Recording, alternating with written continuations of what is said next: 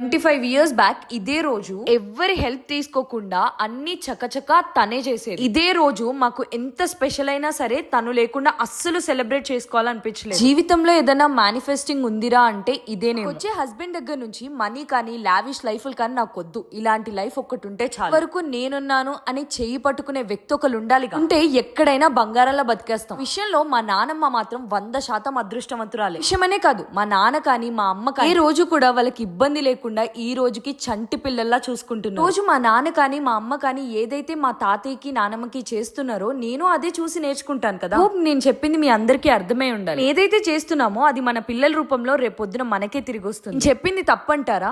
ఎవరు ఏం చెప్పినా ఎన్ని చెప్పినా ఎవ్వరూ మారరు. వాళ్ళంతటా వాళ్ళకే మార్పు రావాలి. పట్టు చీర గట్టి కూర్చోపెడదామని చాలా ఆశపడ్డాను, కానీ తన హెల్త్ అస్సలు సహకరించలేదు. మనం చేపించిన తర్వాత అస్సలు మా కంట్రోల్లో లేకపోతుండే తను. అందుకే ఇంకెక్కువగా ఇబ్బంది పెట్టాలనిపించలేదు. డ్రెస్సెస్ దేముంది చెప్పండి, తను మాతో ఫంక్షన్ లో ఉంటే చాలు అనిపించింది. ఎక్కువగా ఫోర్స్ చేయలేదు, నైటీ వేసి ప్రశాంతంగా ఉంచాను. ఇప్పుడు ఫ్రెండ్స్ తో బయటికి వెళ్దాం అనుకున్నా మా నాన్నని కానీ నన్ను కానీ ఎందుకు ఎక్కడికి అని ప్రశ్నించే వ్యక్తి ఒక్కసారిగా గొంతు చిన్నబోతే ఎంత బాధ అనిపిస్తుందో తెలుసా. మా నాన్నమ్మ ఎప్పుడు మా మీద అరుస్తూ ఉంటేనే బాగుండేమో అనిపించింది. ఆవిడ వయసు అస్సలు సహకరించట్లేదు. నిజానికి చాలా బాధేస్తుంది.